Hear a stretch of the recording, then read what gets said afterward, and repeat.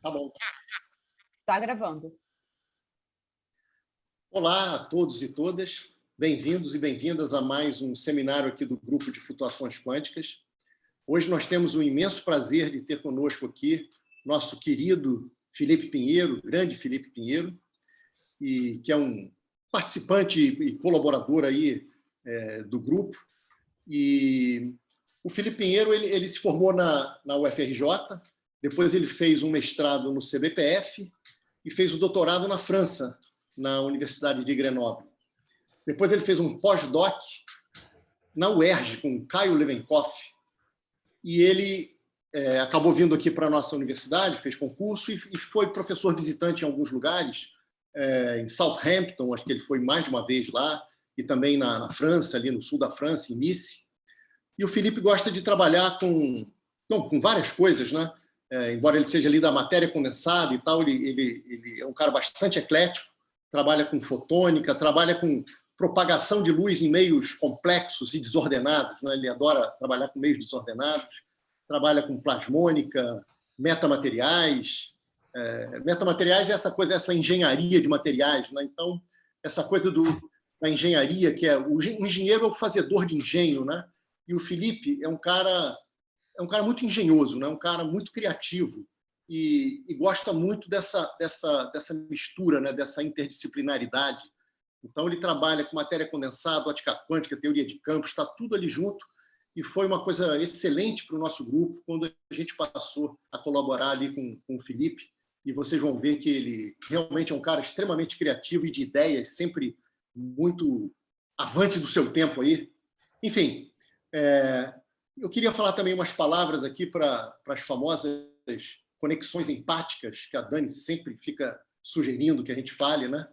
E, bom, o Felipe também é um cara eclético nessa parte. Eu diria que o Felipe adora viajar, já foi em muitos lugares exóticos do planeta, vocês podem depois conversar com ele. Ele adora jardinagem, é um cara assim, que é expert em jardinagem, mas é um cara que adora música, literatura, filme, cinema, esse tipo de coisa, é um cara bastante eclético. E uma das coisas que ele mais gosta de fazer, tomar um vinhozinho, mas ele gosta muito de dividir long neck com os amigos, né? Porque é uma coisa muito, muito grande, ele pode ficar bêbado, enfim.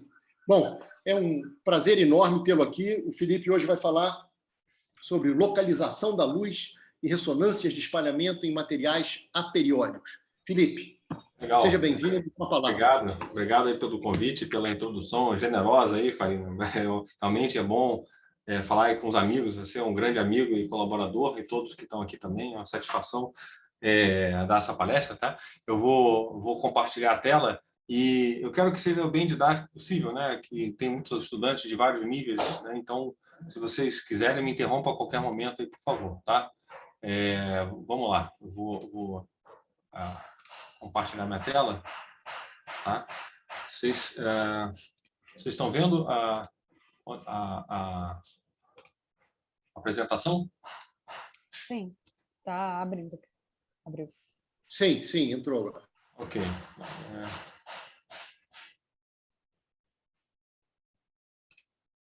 Vocês veem meu mouse aqui? Conseguem ver o mouse? Sim. Tá. Então, muito bem. Então, o título da palestra é esse que o Farina mencionou, tá? E é um trabalho que eu tenho feito sobre propagação de luz em metamateriais aperiódicos, né? O Farina já antecipou.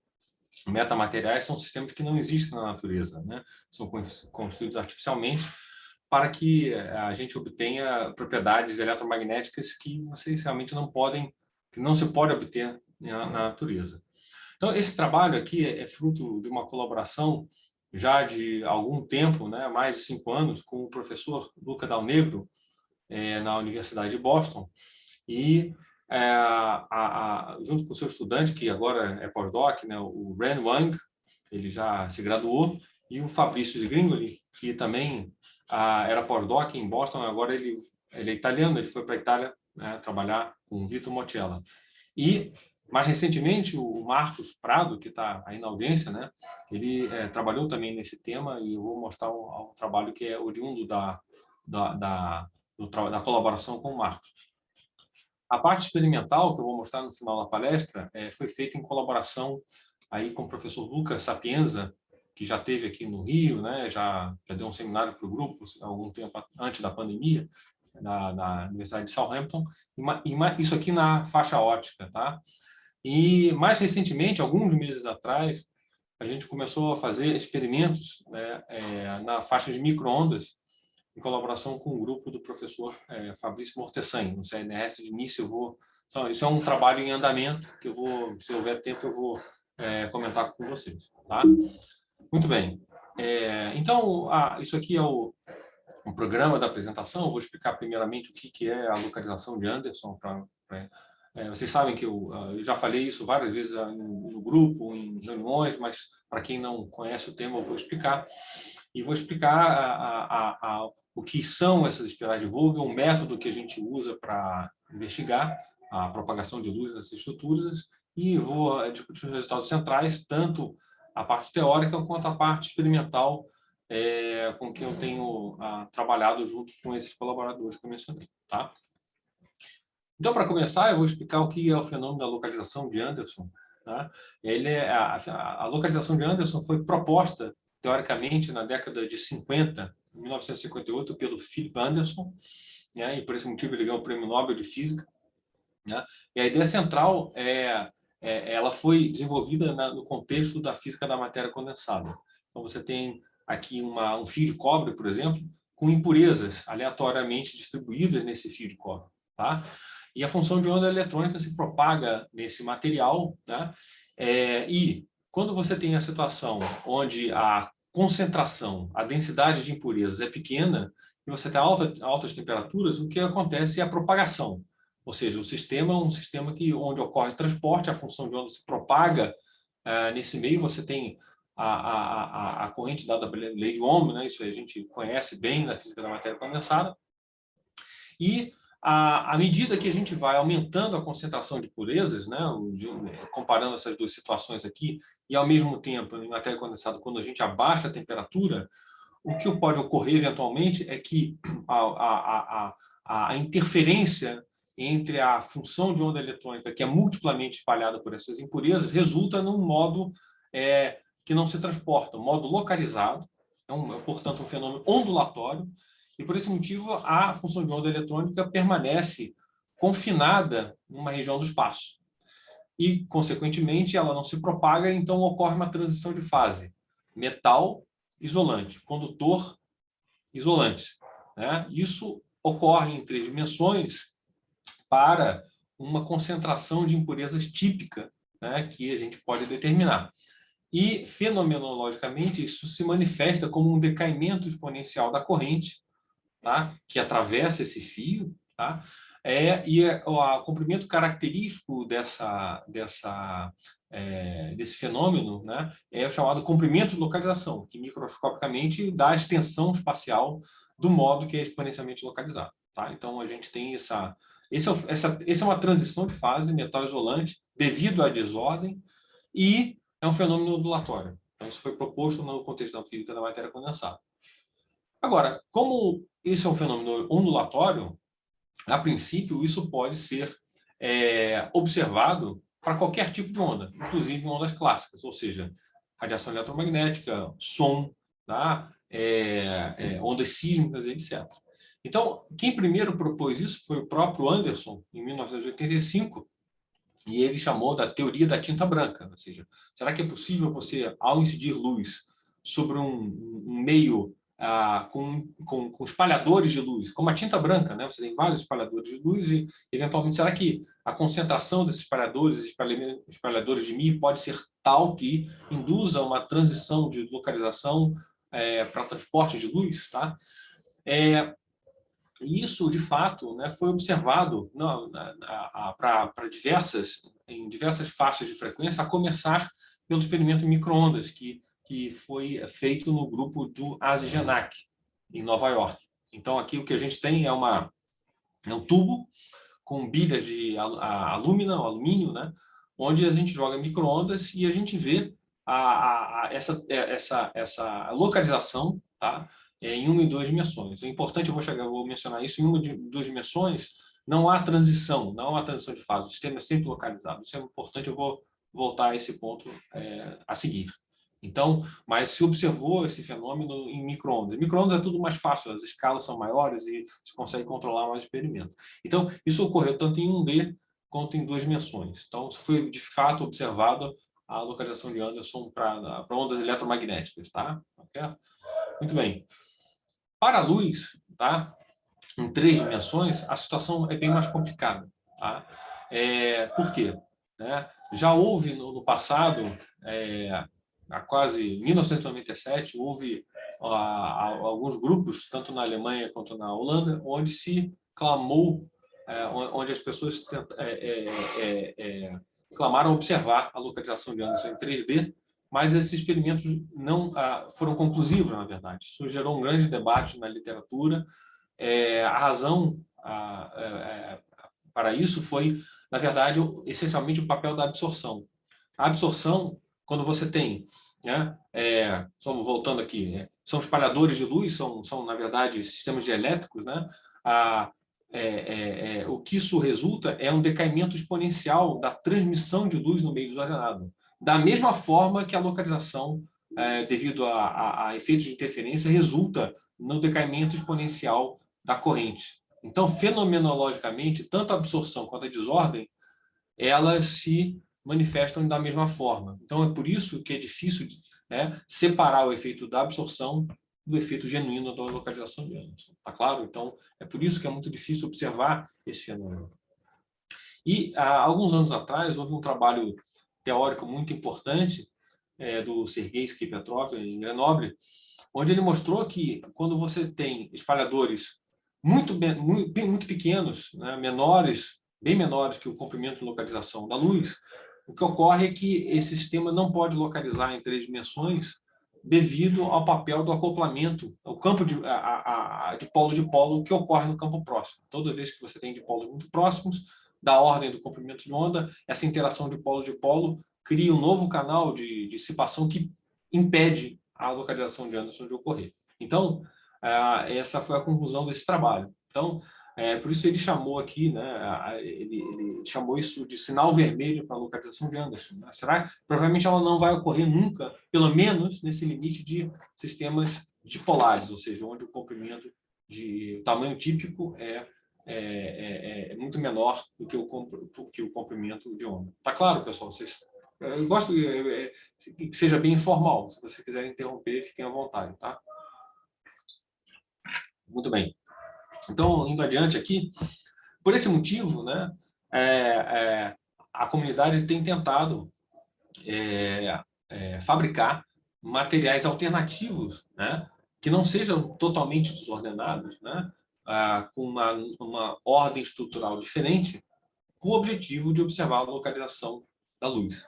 Um deles, e esse é um caminho bastante promissor, eu diria, que seria investigar os chamados sistemas hiperuniformes.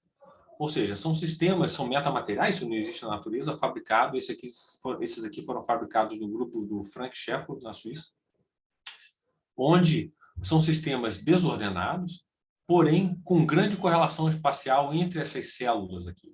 Ou seja, é um sistema que tem correlações espaciais, ao contrário de um sistema que é completamente desordenado. Né? Então, nesse sistema em particular, há predições teóricas, né, que esse resultado aqui, já 2 anos atrás, que esse sistema em 3D seria um bom candidato, exibiria localização de onda em 3 dimensões. Então, eles fizeram um estudo detalhado, teórico, provando isso, porém nunca foi observado até o momento. Tá? Em 2 dimensões, tá? O único experimento que existe em sistemas hiperuniformes, que são sistemas desordenados, porém com forte correlação espacial, é na faixa do micro-ondas. E esse experimento foi feito no grupo do Fabrice Courtesin, na França, onde eles mostraram que há localização de Anderson nesse tipo de material desordenado, mas você precisa incluir essas correlações. Caso contrário, fortes correlações espaciais entre a posição dos espalhadores. Lembrando, os espalhadores desempenham o mesmo papel das impurezas na matéria condensada, tá certo? Então, só enfatizar mais uma vez essa analogia. Na verdade, é uma analogia. As ondas de matéria, as ondas de matéria dos elétrons seriam são os análogos, né, das ondas eletromagnéticas. Os espalhadores de Mi, por exemplo, que estão nas nuvens, né, num copo de leite, seriam os análogos das impurezas na física da matéria condensada. Essa analogia que vale aqui. Só que esse tipo de sistema é um sistema especial, onde elas não estão completamente desordenadas, mas eles estão fortemente correlacionados. Tá? Muito bem. Então, esse tipo de estudo nos motivou a investigar esse fenômeno da localização de Anderson. Na verdade, não é localização de Anderson, né? Porque, a rigor, a localização de Anderson serve para sistemas desordenados, né? Em metamateriais onde a distribuição, né, dos espalhadores não é mais desordenada, né? Ela tem uma sequência aperiódica. E esses sistemas, na verdade, eles não existem na natureza, mas eles são inspirados pela natureza, né? São chamados espirais de Vogel, onde os espalhadores, que são esses sistemas elétricos aqui de silício em 2 dimensões, isso foi proposto pela primeira vez no grupo do Luca Dal Negro, na Universidade de Boston. Tá? E essas estruturas, o posicionamento espacial desses espalhadores de radiação seguem o mesmo padrão geométrico da distribuição das sementes do girassol, tá certo? São chamadas espirais de Vogel, onde a sequência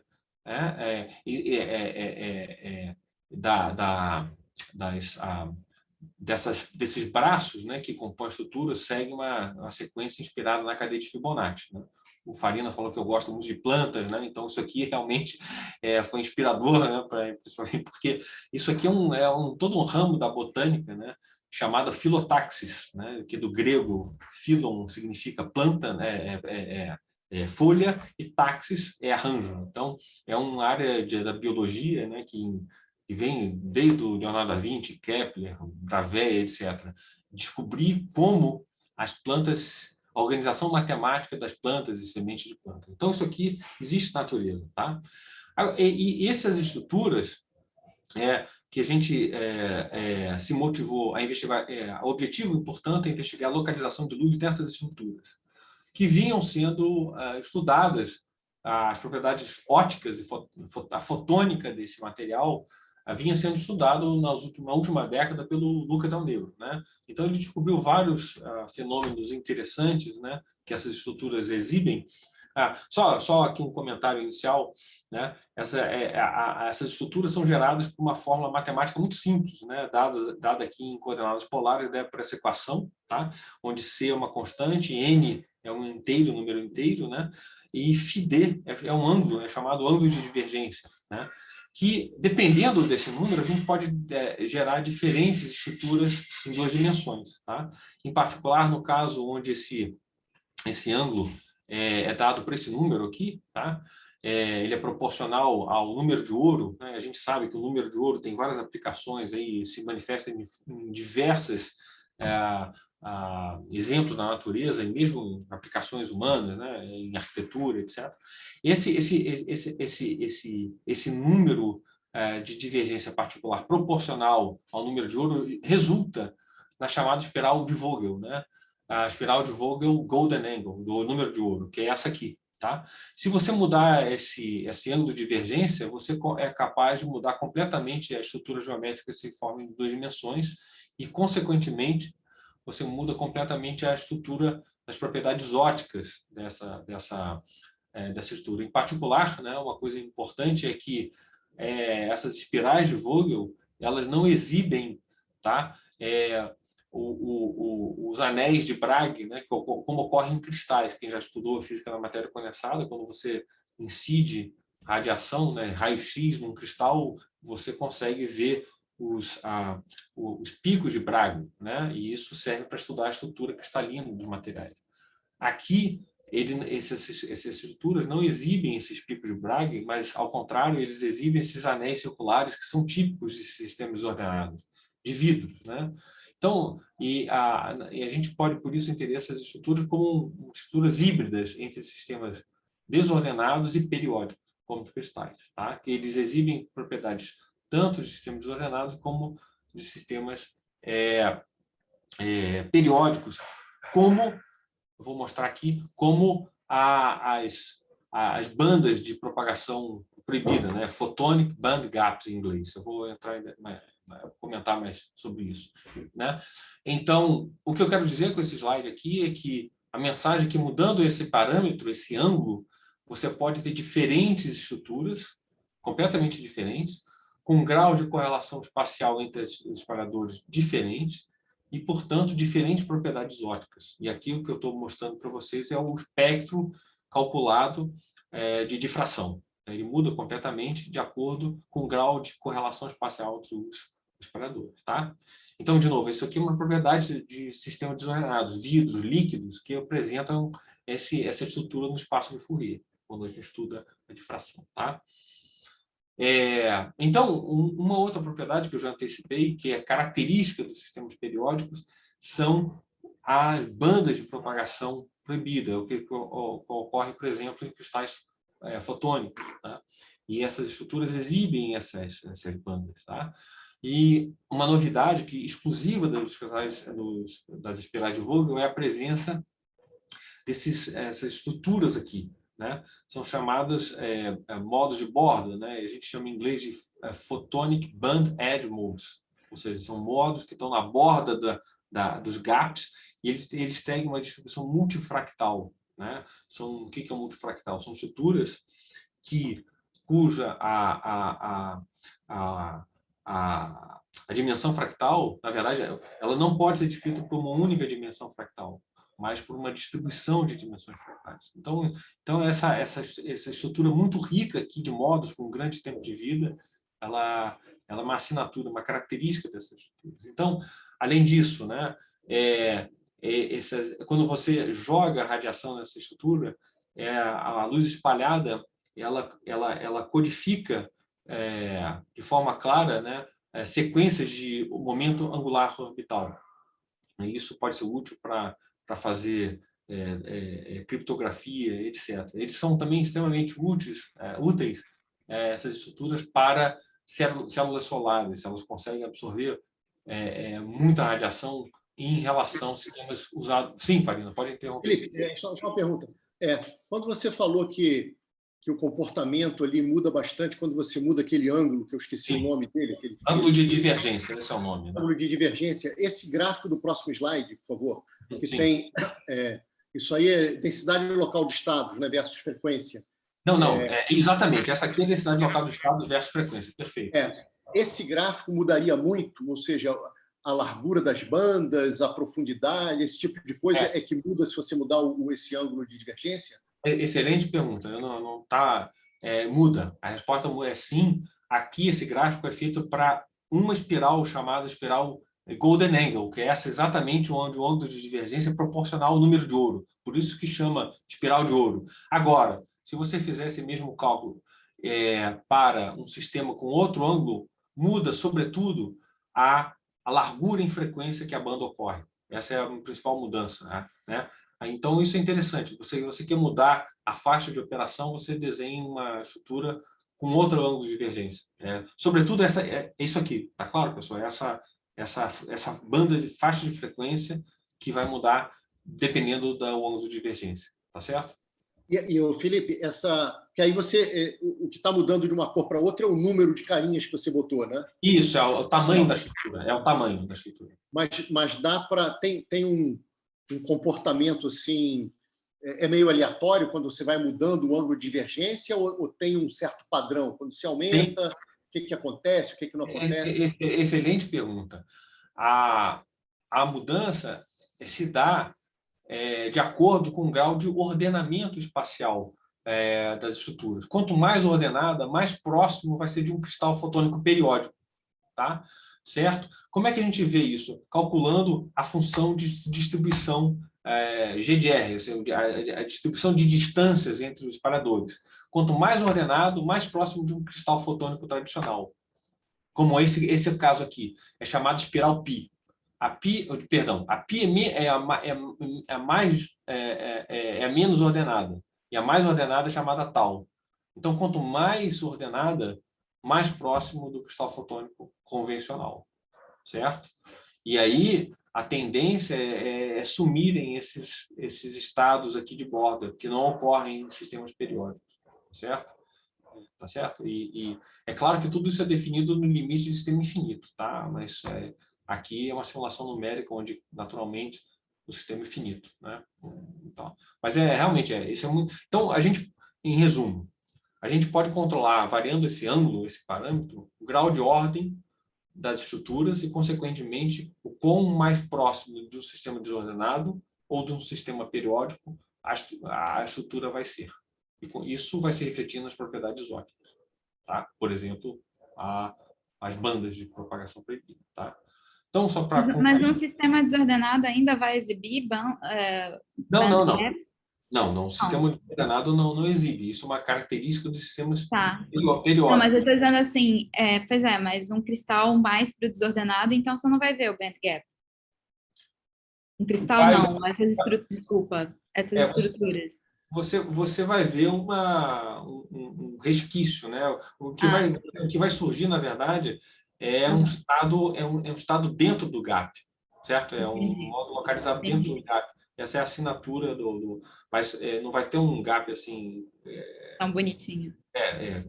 Você vai ter a formação de estados dentro do gap.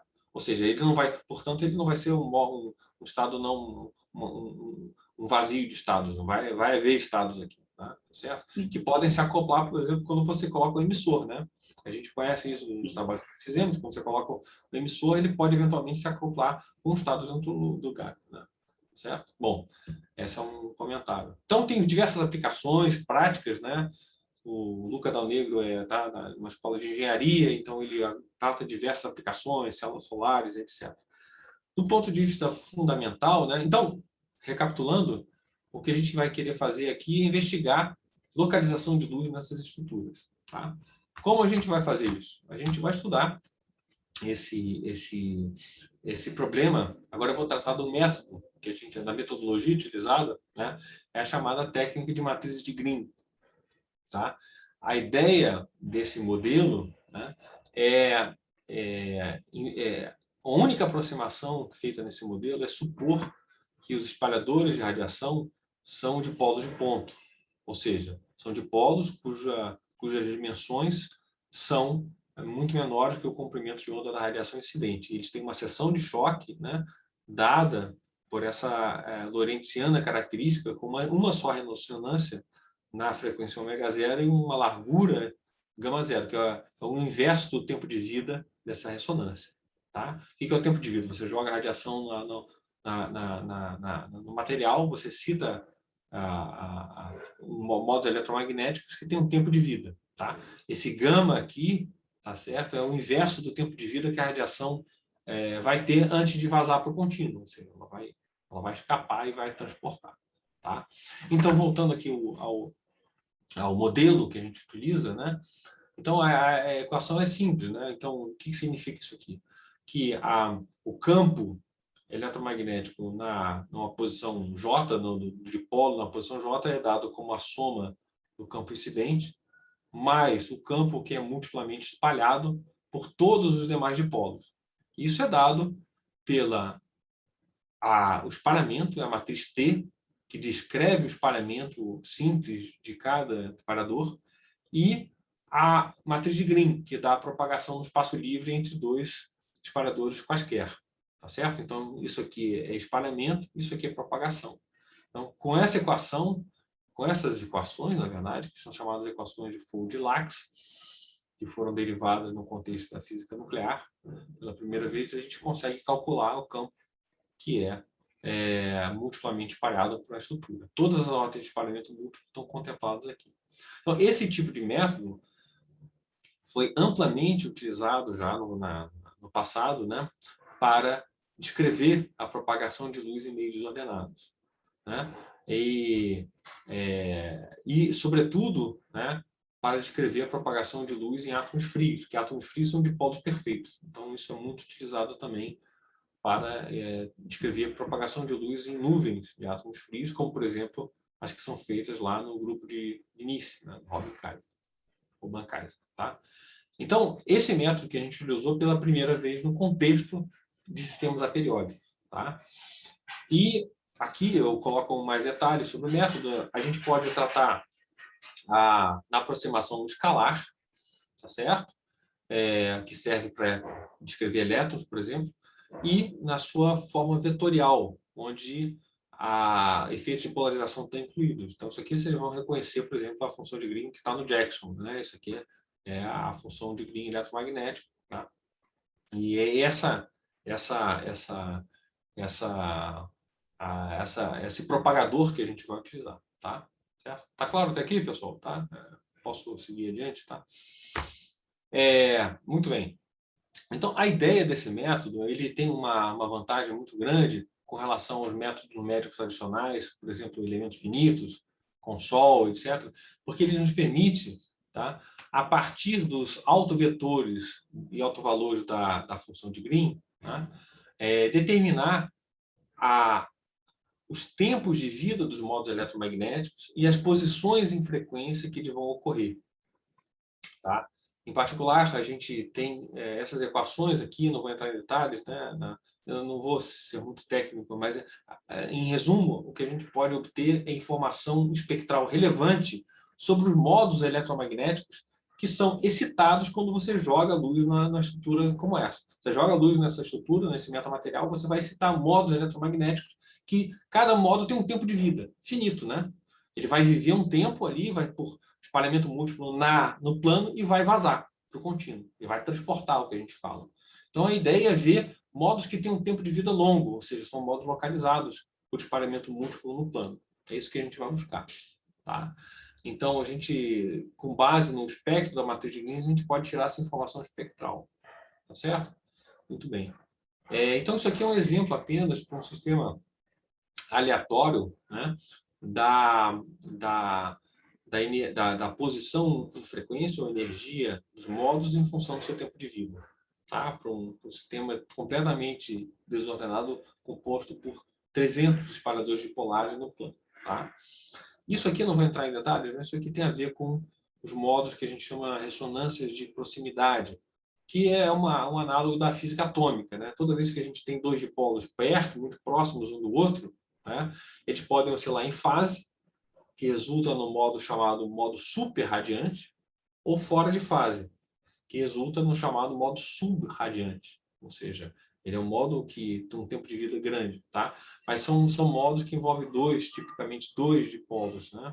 Dois átomos, se vocês quiserem. Então, mas isso não tem implicações para a localização de ângulos, que é um efeito que envolve mais átomos, tá? Certo? E aqui... Felipe. Sim, pode comentar, Patrícia.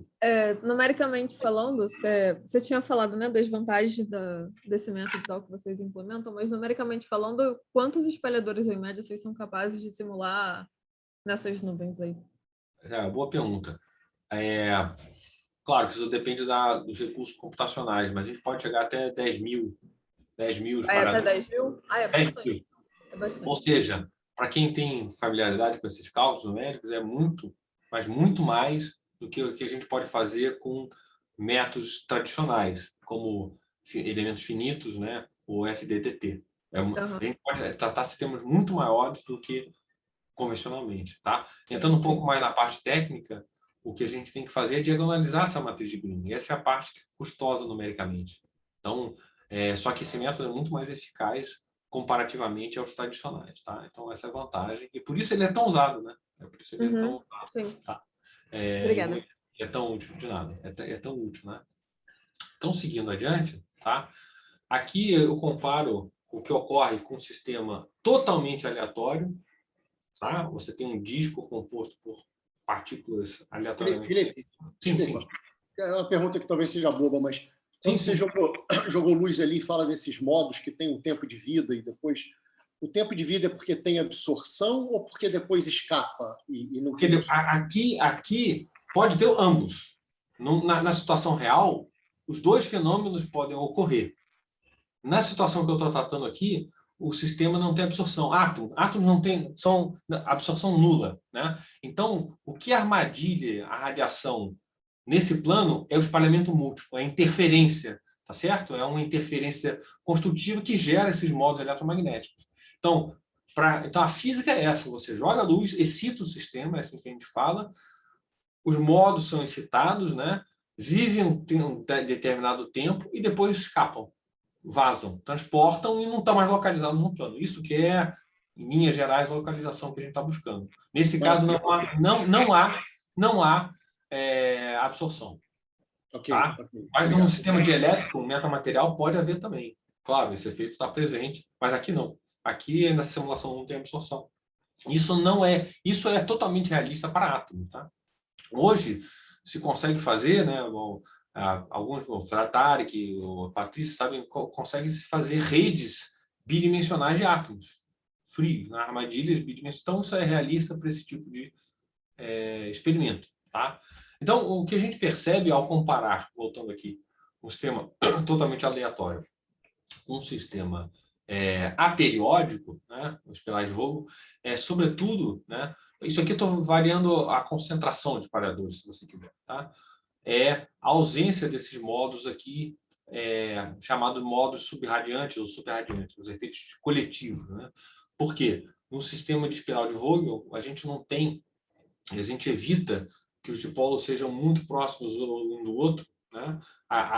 Por construção, de modo que o que ocorre ou não ocorrem essas ressonâncias que podem eventualmente ocorrer em sistemas desordenados, né? Super e subradiância. Então, esse efeito não ocorre aqui tipicamente. Tá? Isso é um detalhe. Isso tem a ver com a distribuição espacial particular dos espalhadores nesse plano. Eu não vou comentar isso, tá? É uma questão estrutural, mas não é essencial. Muito bem. Então, eu falei para vocês que o objetivo era estudar a localização. Como é que a gente determina se tem localização ou não?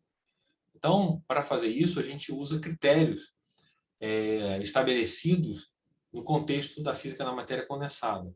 Tá?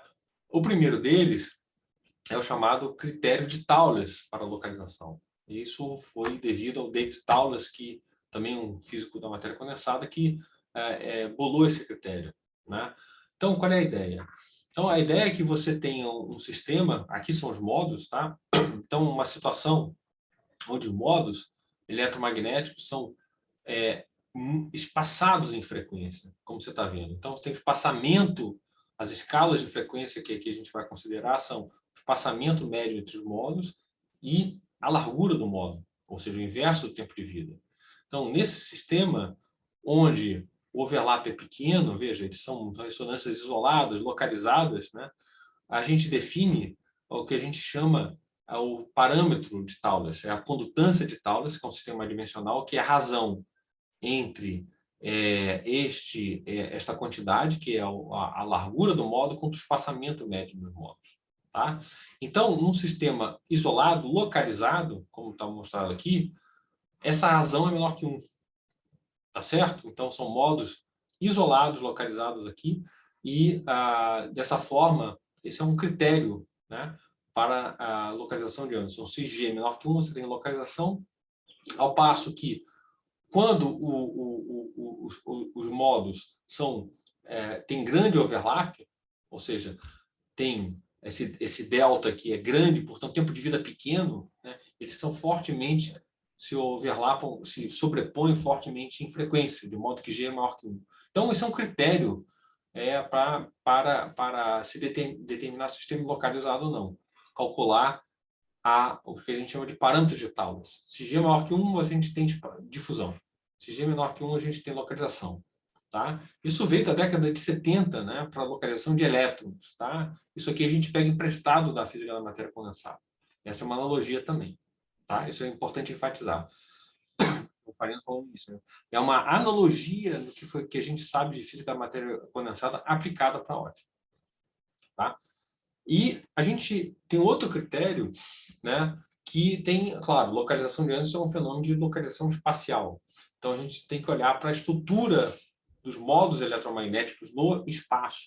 Tá certo? E a gente usa o que a gente chama de IPR, que é em inglês é Inverse Participation Ratio, que é definido dessa forma. Então, se o sistema é localizado em apenas um dipolo, tá? O IPR é 1. Tá? Isso segue dessa definição. Se o modo é estendido por N dipolos, o IPR é menor. Ele vai com 1 sobre N, onde N é o número de modos de dipolos que participam desse modo. Tá? E para modos que envolvem pares, sub e superradiantes, o IPR é igual a 1,5. Então, isso serve para uma caracterização espacial dos modos. Tá? Então, a gente vai utilizar esses dois critérios, né? Tanto espacial como temporal, para se determinar a localização de Anderson, localização de luz, né? Perdão, nesse tipo de estrutura. Então, o que a gente pode ver aqui é uma situação onde as espirais têm... O que eu estou mudando da direita para a esquerda? Aqui a gente tem um dipolo, tá? Isso aqui é o que a gente chama de densidade ótica. Perdão. Rho é a densidade, é o número de dipolos por comprimento de onda ao quadrado. Aqui a gente tem 1 e aqui a gente tem 15 espalhadores por comprimento de onda ao quadrado. Um sistema mais denso oticamente, a gente fala assim. Então, aumentando a densidade ótica, o que a gente percebe é que existe uma banda em frequência. Isso aqui que eu estou calculando é exatamente essa quantidade, tá? É a condutância de Thouless, que é o critério para a localização. É um critério, tá? Então, a G em função da frequência. E a gente nota que existem frequências para as quais, ao aumentar a densidade ótica, o sistema localiza. Como a gente vê isso? G menor que 1. Tá? O que não ocorre aqui. Então, a gente vê em determinadas faixas de frequência, você tem uma transição para a localização, certo? E isso é consequência da estrutura dos modos. Né? Você vê aqui que são modos altamente estendidos, né? E aqui são modos mais localizados que participam desse fenômeno de transporte. Tá? Então, isso resulta numa condutância de Thouless menor que 1. Tá? E a gente faz esse estudo para todos os tipos de espiral. O que a gente está variando aqui são o tipo de espiral. Está mudando, em outras palavras, o ângulo de divergência que eu mostrei no começo.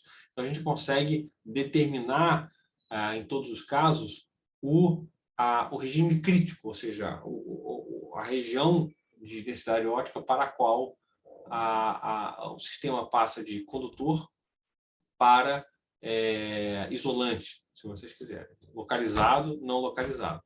Tá? E a gente consegue calcular esse limiar, tá? Que é dessa ordem aqui, 3,5. Densidade ótica da ordem de 3,5.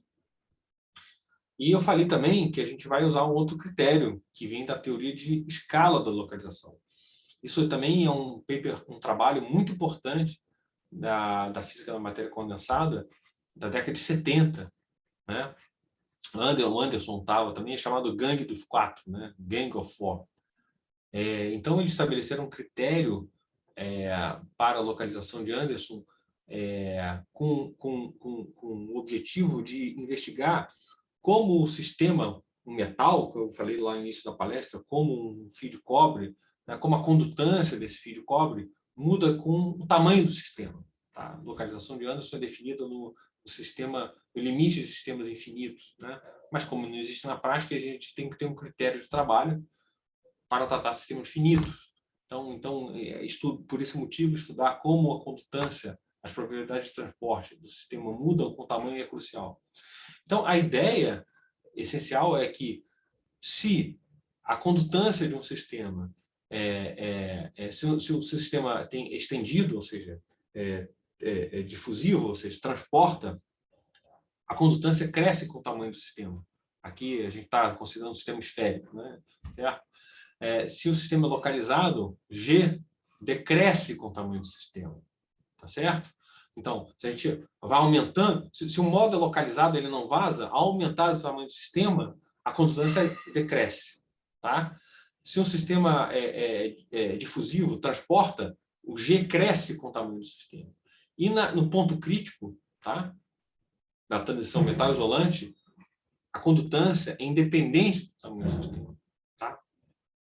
E a gente pode codificar essa informação no que a gente chama da função beta. que é a derivada logarítmica da condutância em relação ao tamanho do sistema. Então, essa análise de escala devida a esse trabalho mostra o papel crucial da dimensionalidade no fenômeno da localização de Anderson em sistemas desordenados. Então, usando esses conceitos, a gente pode calcular essa função beta, né, e mostrar que, para sistemas em uma dimensão, todos os modos são localizados. O mesmo ocorre para D igual a 2, tá? Mas, e somente em 3 dimensões, D igual a 3, a gente tem um ponto crítico, onde a gente tem uma transição de fase de segunda ordem, onde a gente passa de um sistema estendido, que transporta, para um sistema localizado, que não transporta. Tá?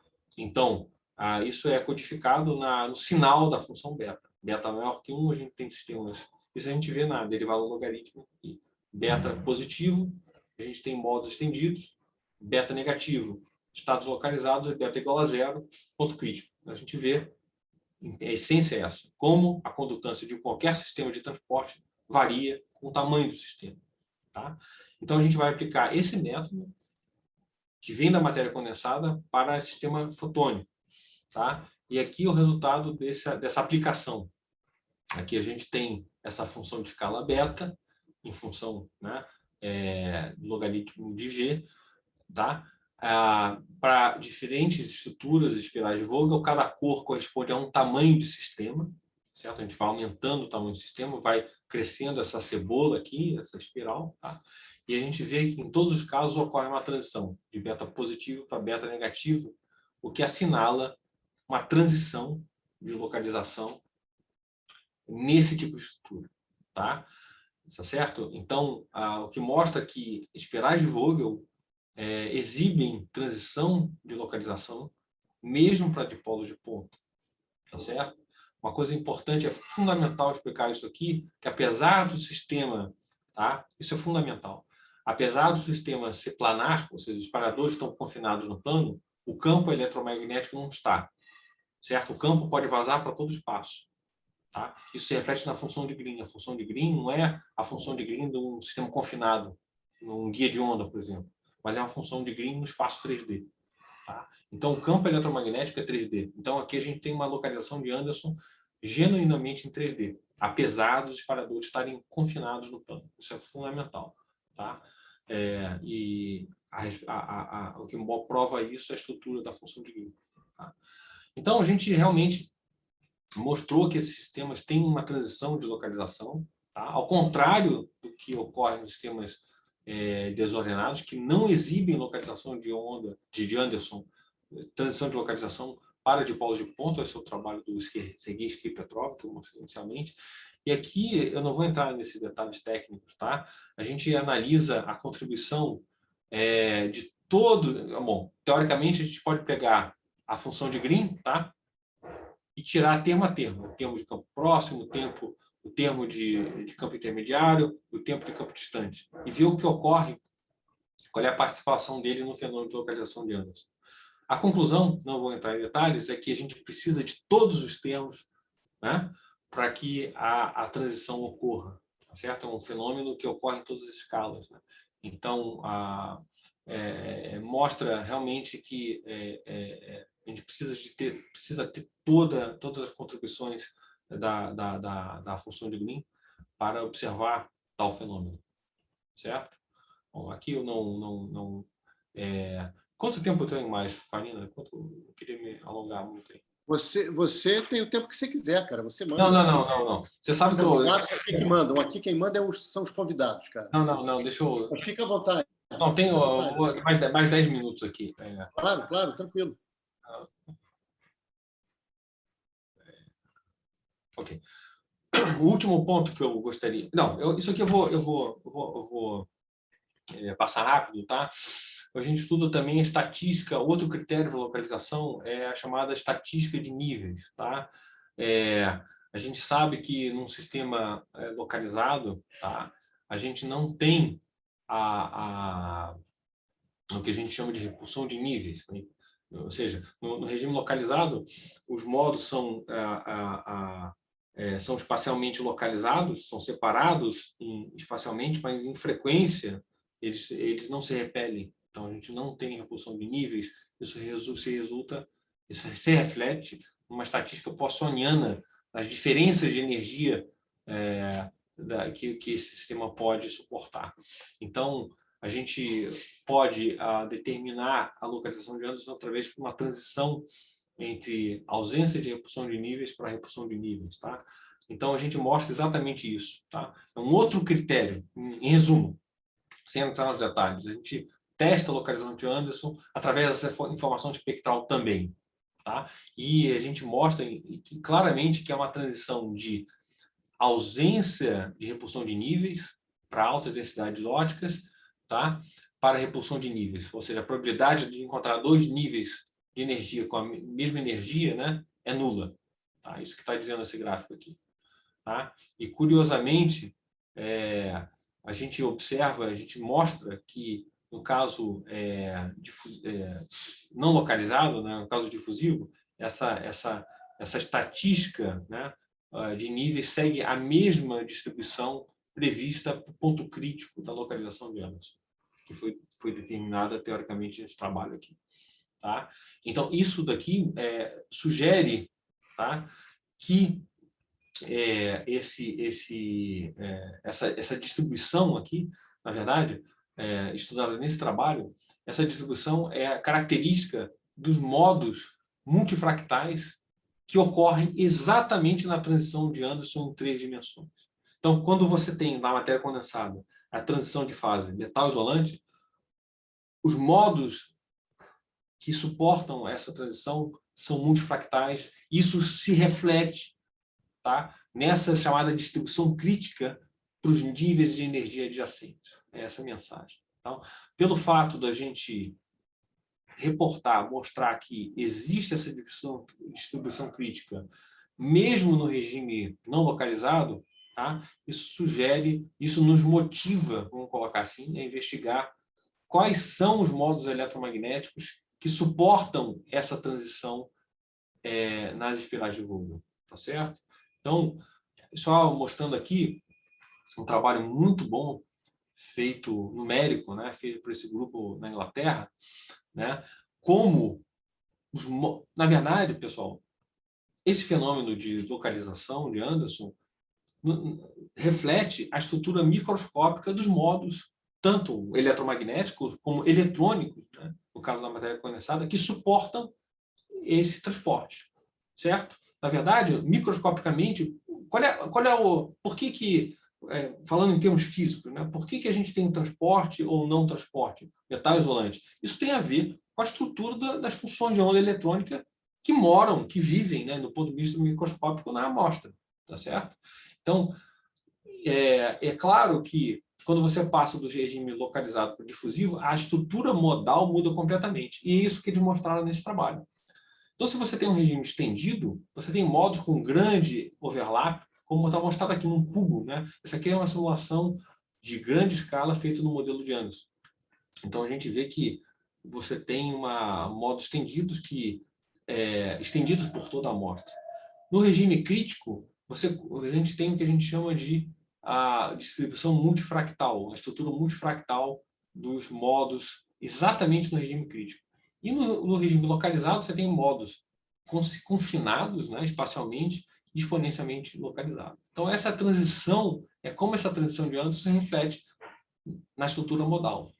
Então, a pergunta que a gente quer responder aqui é como essa estrutura modal muda no caso particular dos sistemas aperiódicos, que nunca foi investigado. Isso aqui é para um sistema desordenado, tá claro? Então, o objetivo aqui é investigar como essa transição aqui ocorre especificamente nos sistemas aperiódicos. Isso aqui é o caso desordenado, tá certo? Então, essa é a motivação para esse trabalho que o Marcos fez na tese dele.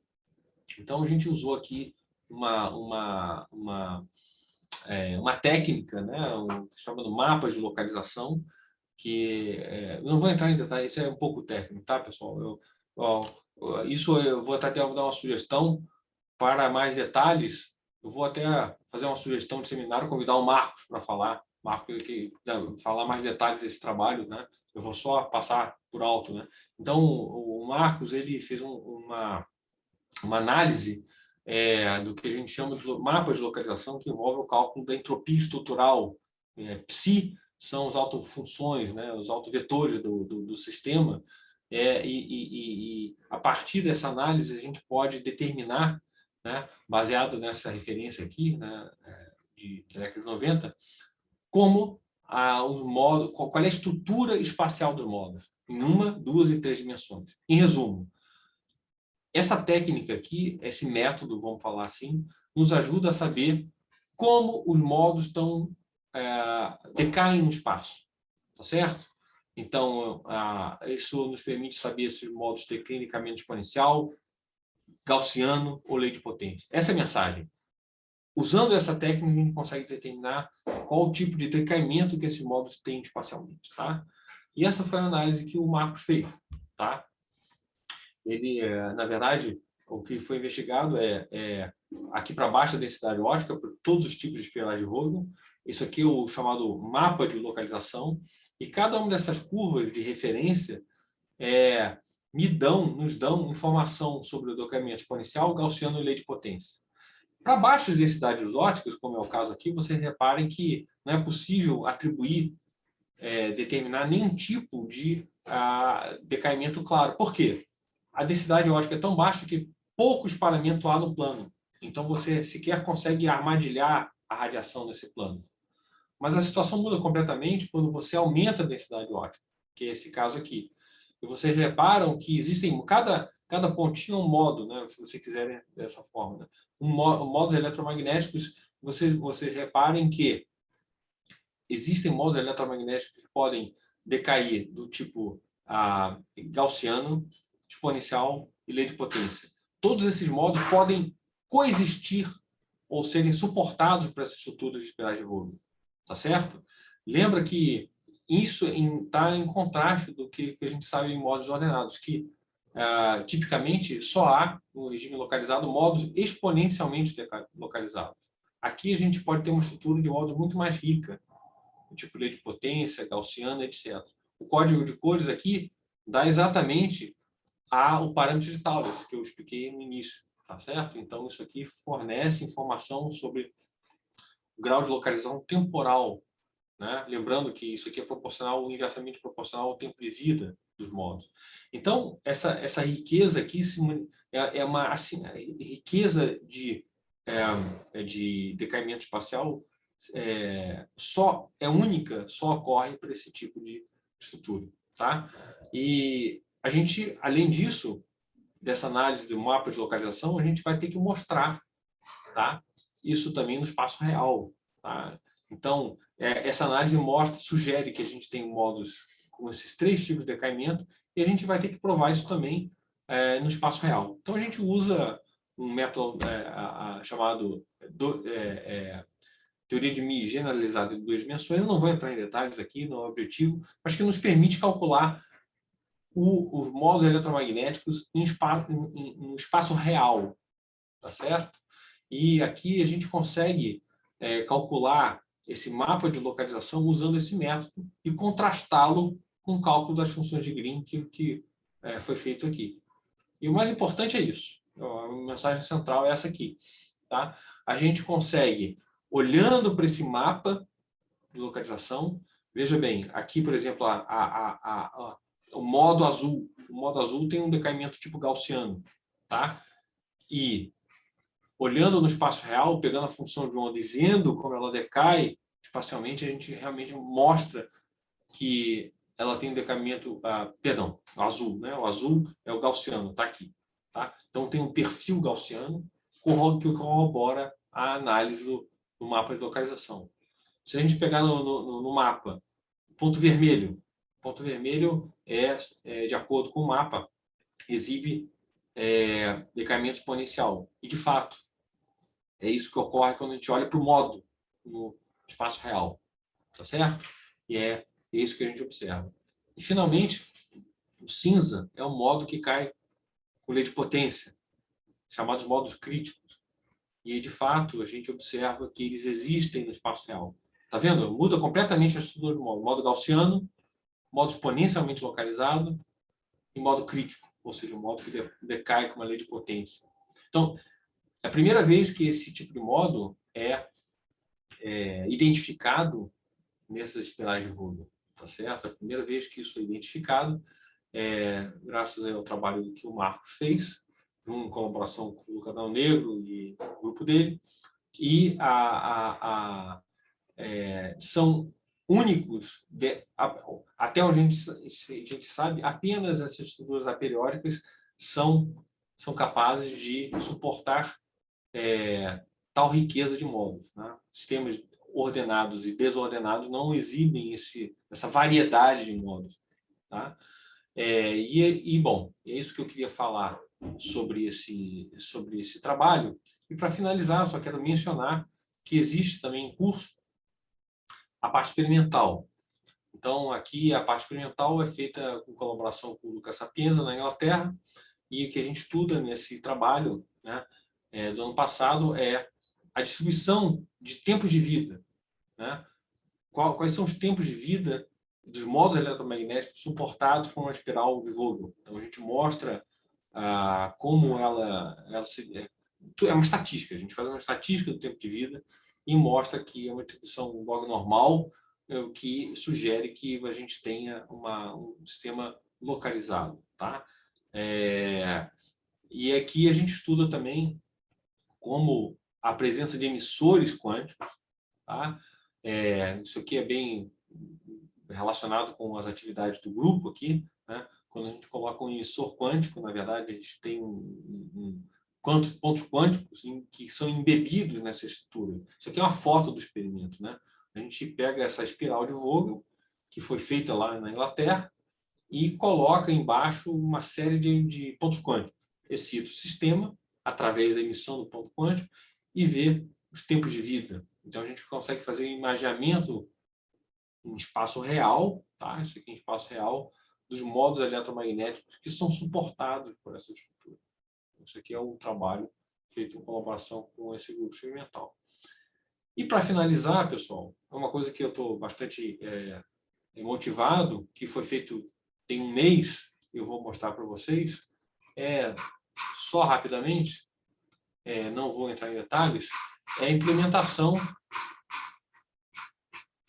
Peço desculpas aqui, que isso é um trabalho em andamento, mas eu queria só mostrar para vocês aqui. Essa aqui eu quero mostrar para vocês. Esse foi o experimento que foi feito no grupo do Fabrice Mortessan, na França, em Nice, enquanto eu estava lá.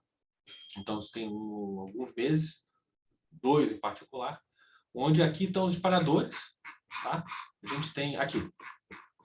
Isso aqui é escala de milímetros, centímetros, tá? A gente coloca os espalhadores na câmara de micro-ondas e excita o sistema por cima, tá? Joga a radiação micro-ondas e coleta a transmissão, tá certo? A transmissão dos micro-ondas nesse sistema, tá claro? Repare que aqui é tudo muito mais fácil, né? Tudo é da ordem de milímetros, então é muito mais fácil medir, tá legal? Então, eu vou colocar aqui, tela cheia. Então, o resultado central são resultados que não foram publicados ainda. O resultado central, e a gente consegue ver os módulos, tá certo? É esse aqui. Eu vou passar rápido, não quero entrar em detalhes, mas eu quero mostrar esse resultado que até o momento é o central.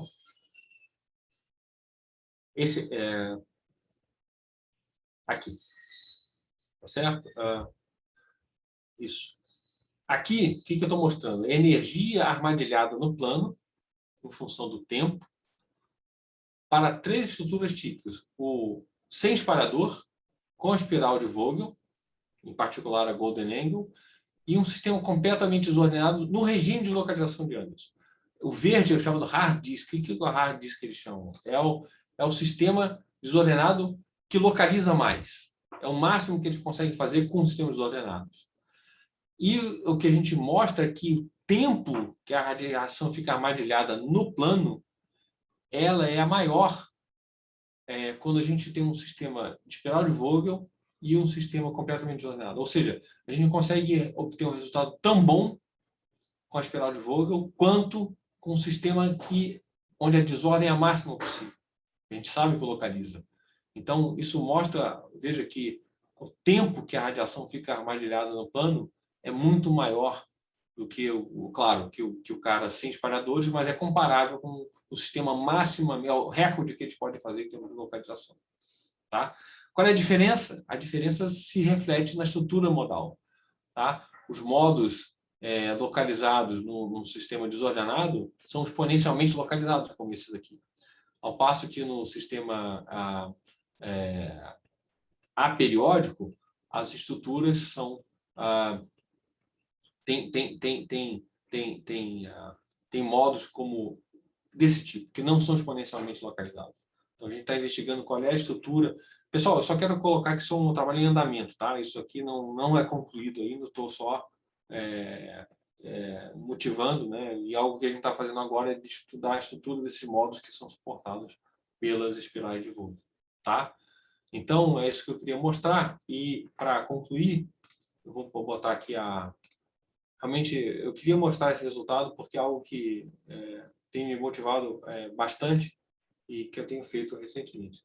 Então, com isso, eu gostaria de concluir, mostrando que a gente descobriu uma nova transição de localização, que não é a localização de Anderson, porque os sistemas não são aleatórios, não são desordenados, porém, ela tem características muito parecidas com a transição de Anderson em sistemas ordenados. Por exemplo, o comportamento da condutância de Taulens, o comportamento da estatística de espaçamento de níveis e a teoria de escala. A gente mostra que as ressonâncias, o sistema obedece à teoria de escala tal qual um sistema aleatório, tá? E a gente mostra também que nas espirais de Vogel podem suportar de forma única, diferenciada, né, esses três tipos de modos, né, exponencial, lei de potência e gaussiano. Ou seja, só essas estruturas têm a riqueza tão grande, até onde a gente sabe, tem a riqueza tão grande de modo. Tá? E a gente mostra pela primeira vez também uma evidência de modos que têm decaimento do tipo lei de potência, decaimento algébrico com espaço, são chamados modos críticos. Tá? E a gente consegue, no lado experimental, né, fazer o imaginamento dos modos na faixa ótica pela excitação de microondas, pela excitação de pontos quânticos que estão embebidos na estrutura. Né? E o trabalho em progresso, que eu acabei de mostrar, é observar essa transição de localização em microondas, onde os experimentos são muito mais simples. Tá? As escalas são outras. Então, a gente quer, em resumo, o objetivo é ver a transição de localização. Tudo indica que a gente observa, tá? No regime de microondas, e isso é um trabalho em curso. Então, para concluir, essas são as referências que sobre esses trabalhos que eu apresentei, sobretudo esses dois, né? Esse que eu mencionei, que envolve a tese do Marcos, e esse em azul aqui, onde a gente demonstra a transição de localização nas espirais de Vogel. Então, uma série de outros trabalhos associados. E para quem tiver interesse, né, tem um livro que foi lançado no ano passado, do Luca Negro, sobre especificamente esse tópico, né, de ondas e meios complexos, em particular, meios aperiódicos. Então, um livro que, para os estudantes que querem mais detalhes sobre o assunto, podem consultar. Tá bom? Então, pessoal, é isso que eu tinha para falar para vocês. Eu não quis ser muito técnico, não, mas eu quis, de certa forma, mostrar quais foram os principais avanços que a gente conseguiu nos últimos tempos. Tá bom? Obrigado aí, Fábio. E a todos. Pinheiro, excelente seminário. Vou pedir que a gente abra as câmeras e microfones também e dê uma salva de palmas aí para você. Obrigado.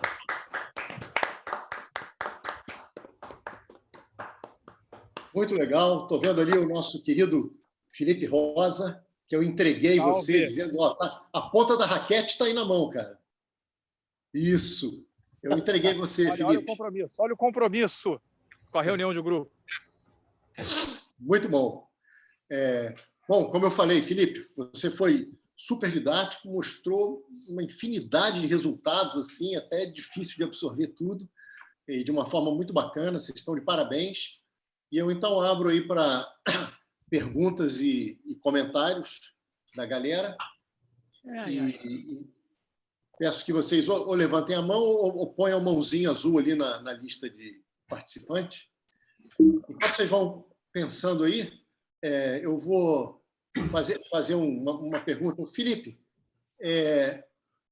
bom, o Rosa quer perguntar. Então, você, Rosa. Salve, me escutam?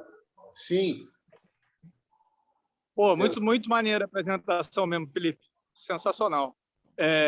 Quer dizer, acho que eu não sei se eu consegui acompanhar tudo, mas o que eu acho que eu entendi, eu gostei muito.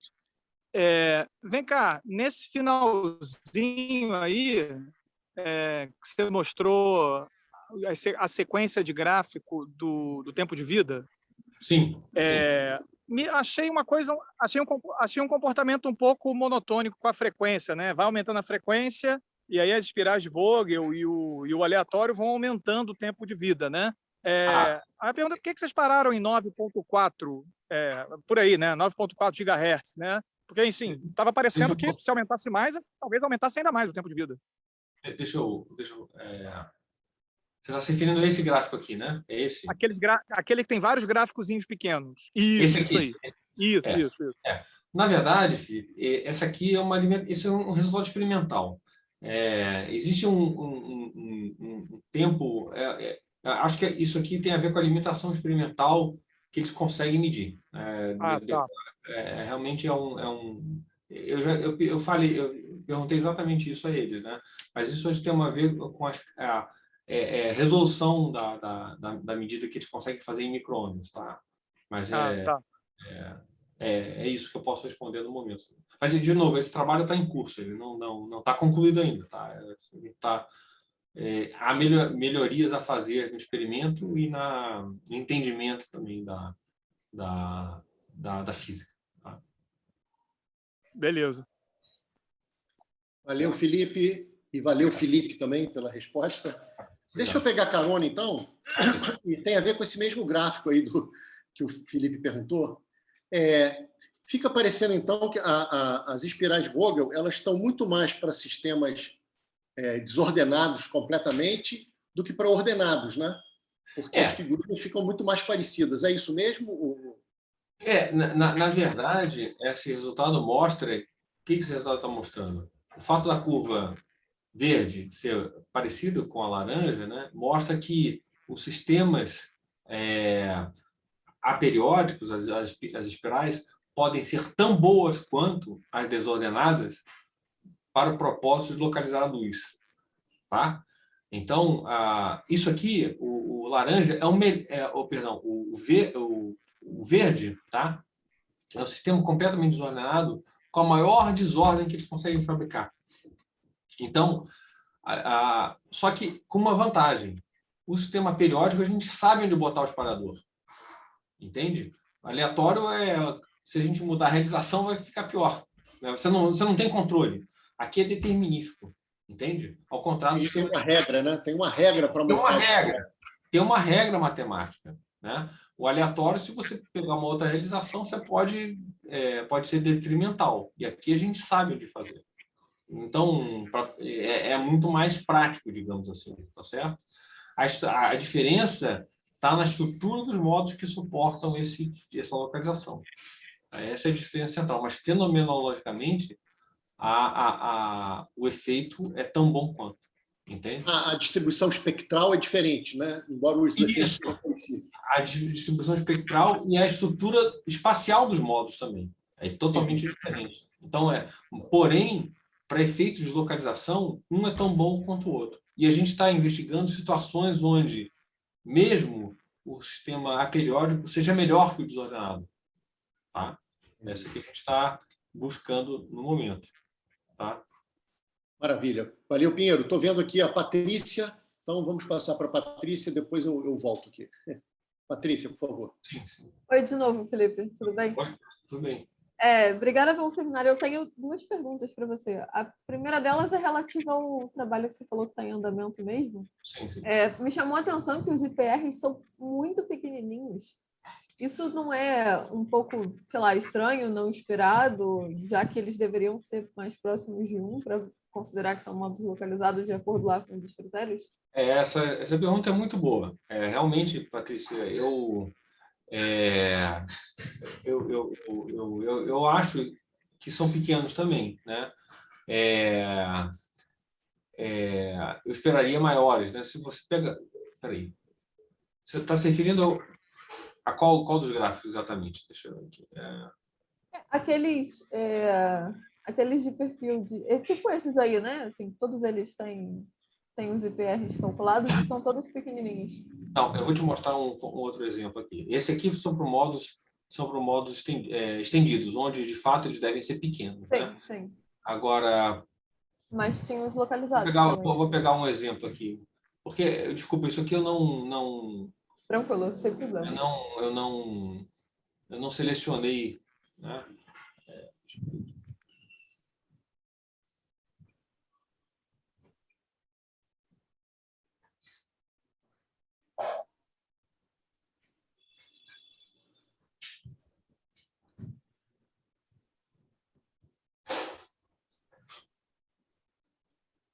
Esse aqui, por exemplo, Patrícia, é um exemplo de um IPR um pouco maior, tá vendo? Na ordem de 10 a 100 vezes maior, mas ainda assim é pequeno. Eu acho que pode haver ainda um problema no cálculo desses IPRs, que foi feito por um aluno lá o Alberto Raso, né? Ou seja, esses resultados aqui têm que ser refinados ainda, mas eu acho que são pequenos, sim, tá certo? Eu acho que... Mas é muito boa a tua pergunta. E nessa pergunta, olhando para esses gráficos, me veio uma outra pergunta agora.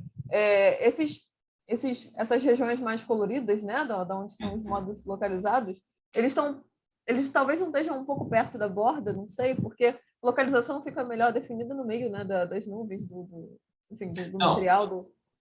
Não, mas isso também é uma ótima pergunta, mas a gente não fez e vai fazer análise de escala. A gente só pode responder essa pergunta quando a gente faz análise para sistemas com tamanho crescente, né? Vai ver o que acontece quando a gente aumenta o tamanho do sistema. Isso não foi feito ainda. Para ver realmente qual é a sensibilidade desse modus à borda. Mas, de fato, né? Então, isso vai ser feito. Só porque me chamou a atenção que os brilhos estão todos mais para as bordas, né? Mais próximos. Não, mas você tem razão. Quando o modo localizado, tipicamente, ele está dentro da amostra, né? E ele é pouco sensível às aberturas. Mas para provar isso, você tem que ver como esse modo se comporta à medida que a gente aumenta o raio do sistema. Ou seja, em outras palavras, aplica o critério de Thouless, que eu comentei. Isso vai ser feito, né? Agora, claro que com uma limitação, porque no experimento a gente não consegue aumentar arbitrariamente o tamanho, tem um limite, né? Não tem um limite do disco que eles podem tratar e o limite do tamanho, limite de espalhadores que eles podem fazer, na verdade. Tá? Entendi. E aqui era a segunda pergunta, que vai acabar sendo a terceira, um pouco mais genérica. Você mostrou esses resultados todos super legais, com espirais de Vogel e etc. E eu fiquei pensando se existem outras estruturas aperióticas, eu não faço ideia.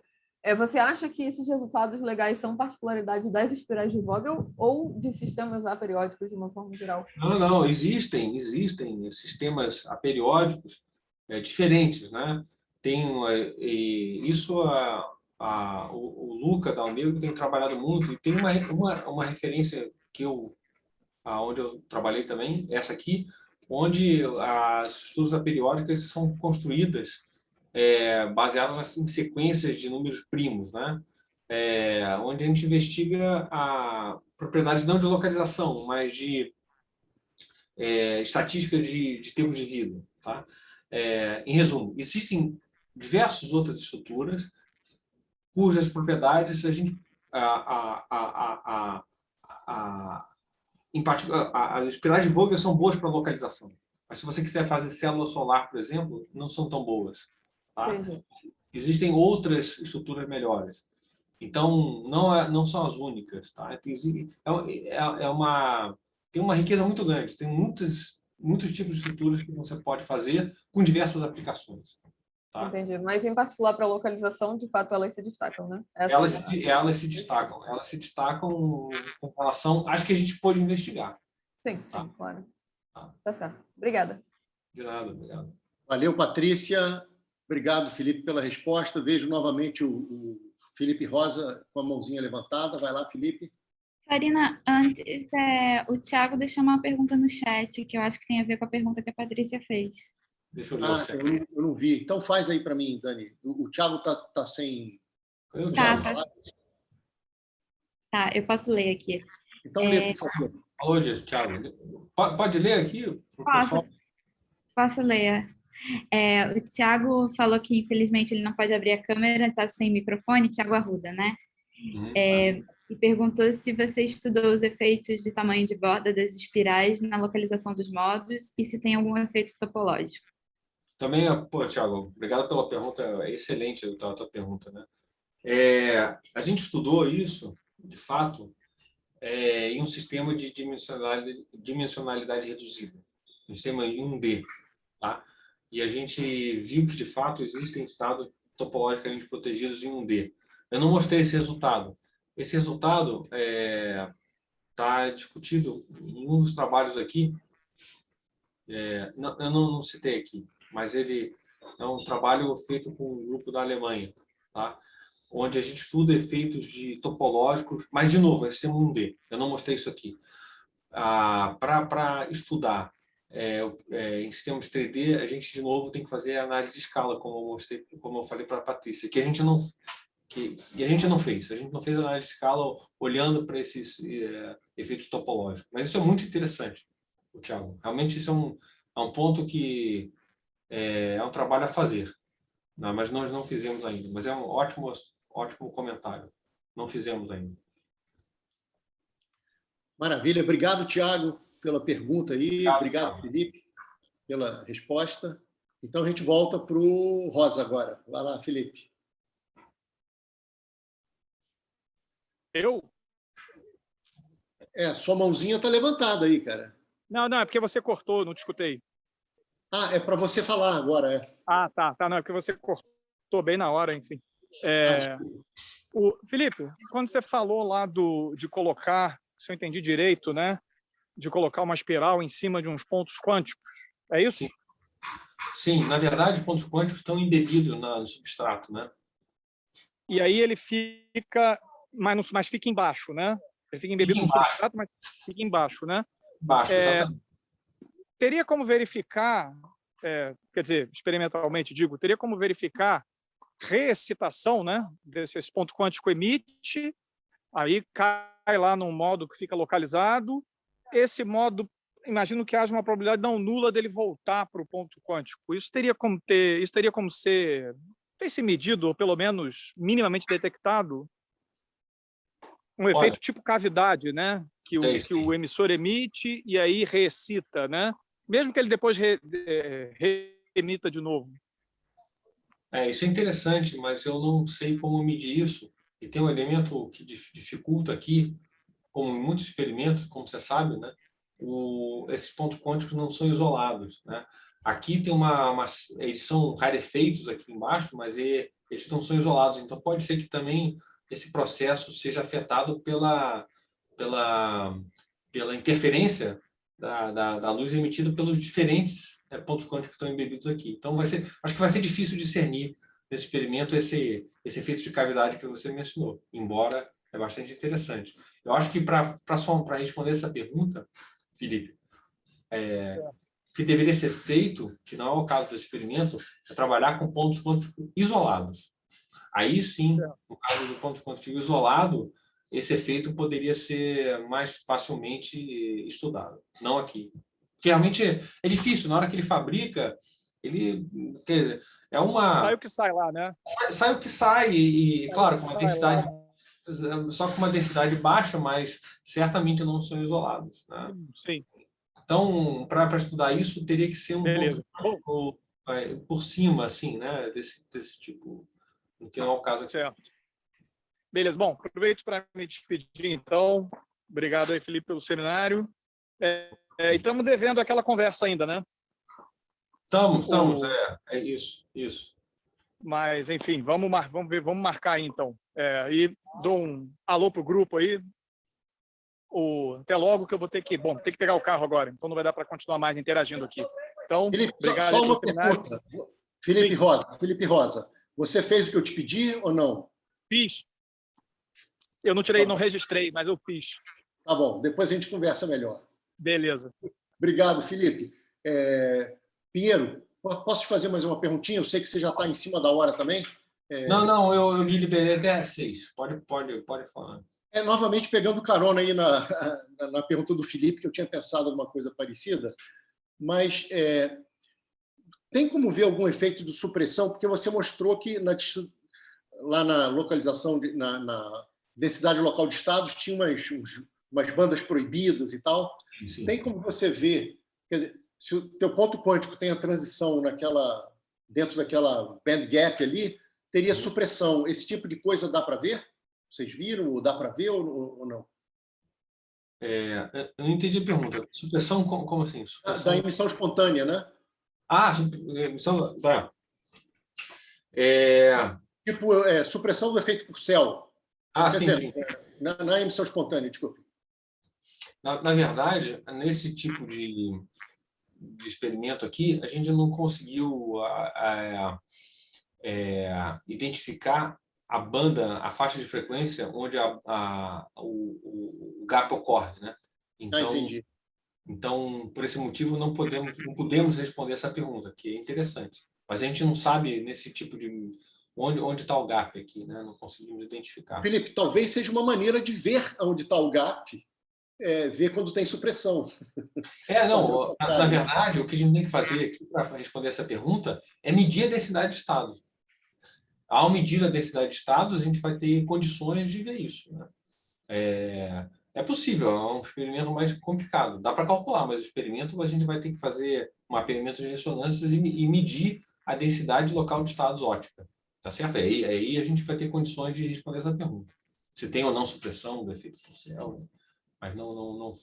Aqui a gente se concentrou nesse artigo, né, em imageamento, né, excitar os modos e vê-los no espaço real.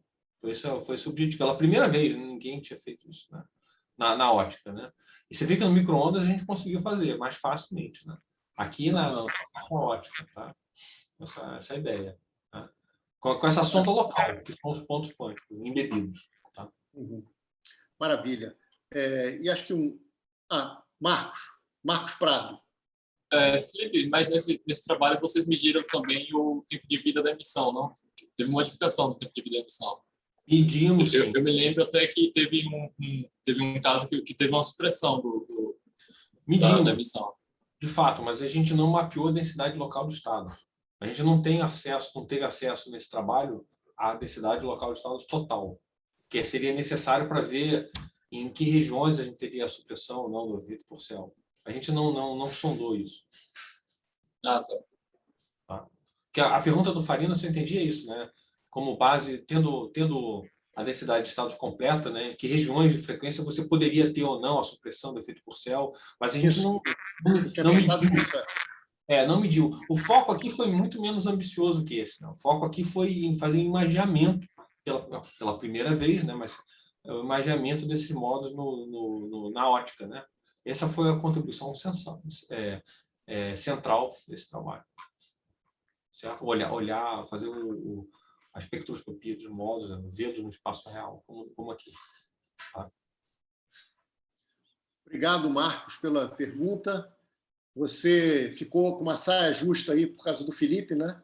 E você vai ser convidado para dar um seminário no grupo, tá? Já mandei um WhatsApp para ele pedindo já estou sendo cobrado no WhatsApp para marcar a data. Tá. Eu estava aqui eu já estava com uma data sugerida, 14 de abril. Não, é bom que o Marcos fale. 14 de abril eu estou lá no Instituto de Física da USP. A Farina esqueceu que não vai ter seminário. A Farina não tem seminário nesse dia.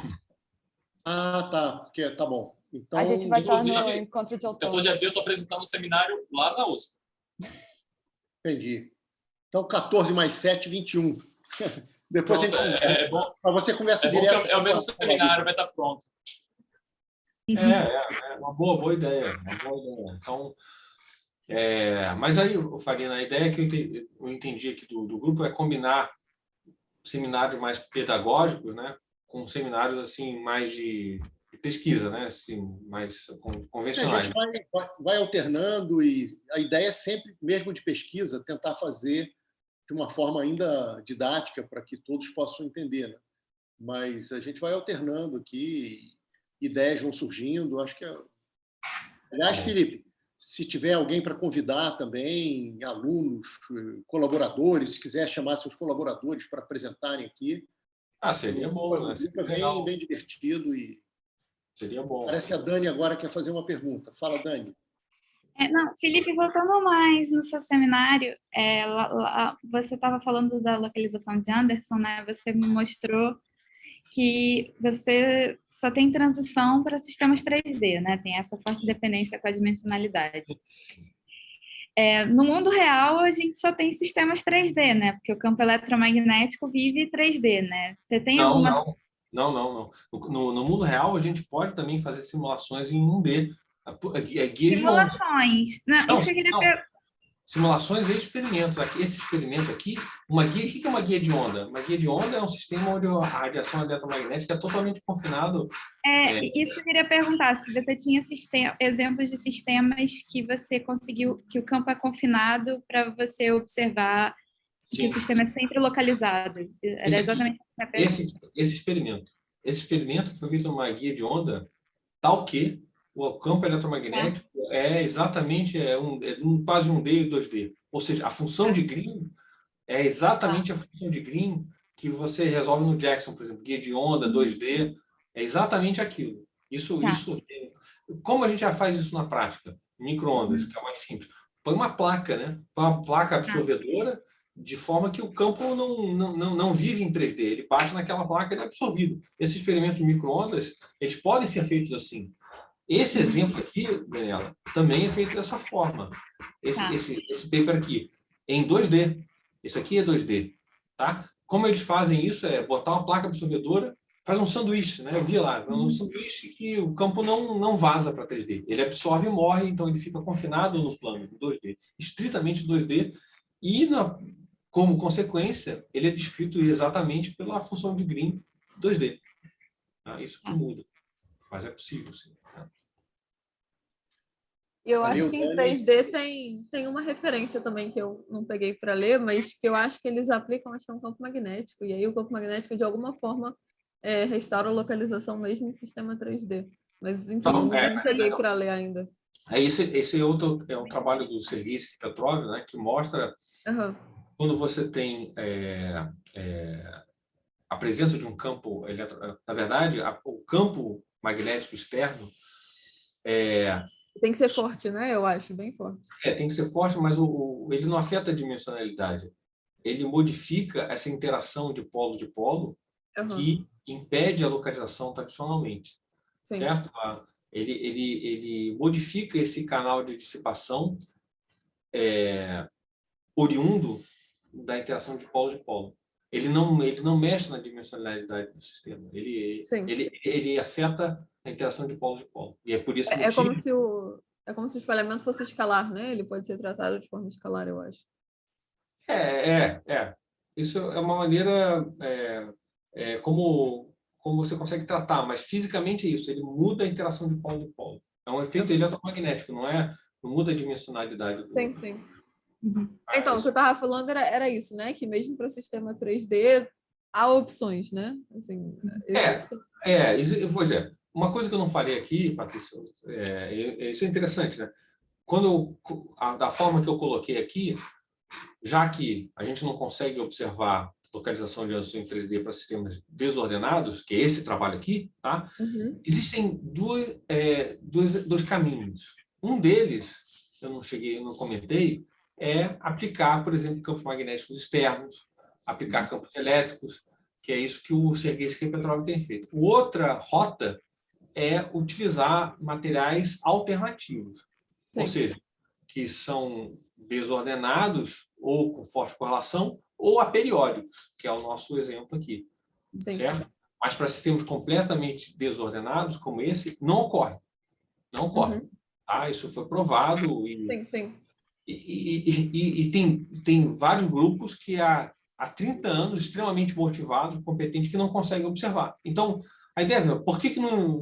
Porque não existe mesmo, né? Não existe, e a interação de polo previne. Eles não observaram porque eles não existe. Então, por esse motivo,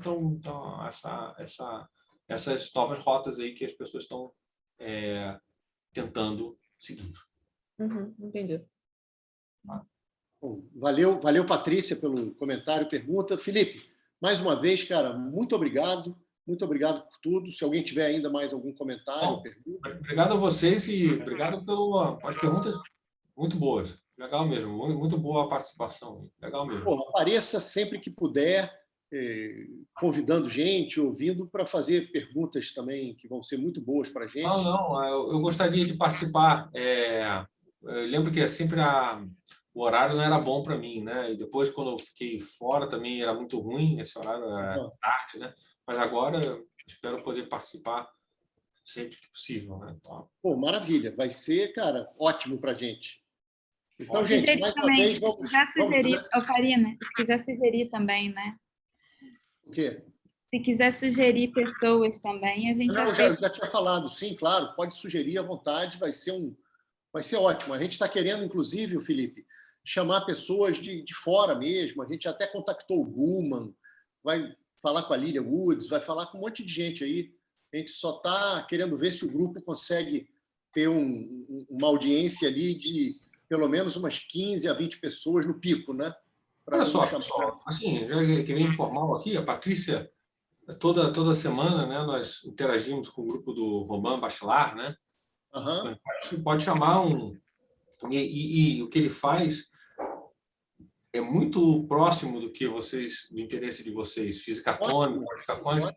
Então, minha sugestão é chamar o André Cidrim, o pessoal... Pô, pensa aí nos nomes e pode sugerir, inclusive alguém do grupo. Para o André especificamente, para o Romão agora é ruim pelo motivo que era para você, né, Felipe? O horário. Eles estão todos horário europeu.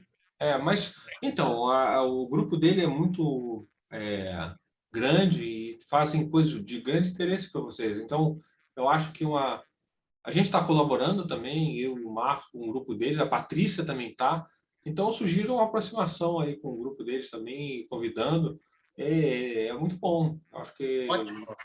Ótima ideia. Então, Pode fazer contato já, assim, só que agora é mais para abril, né? Que vem carnaval e dia 3 e dia 10 já tem gente, tá? Não, mas eu deixo a Patrícia sugerir pessoas também, né? E a gente participa aí de uma reunião lá lendo artigos, né? Há mais de um ano, o Marcos também. E seria bom ter esse intercâmbio com o grupo deles. Eles fazem coisas legais, né? Então, acho que... Maravilha. Um dos temas que nós fazemos em colaboração é a localização, exatamente, o que eu fui lá fazer, Marcos também, nisso. Mas eles fazem outros temas também. Eles fazem física atômica e realmente pode interessar você. Maravilha. Então, olha, proponho uma salva de palmas aqui final. Obrigado. Valeu, Felipe. Larissa, pode encerrar a gravação, né? Tá bom.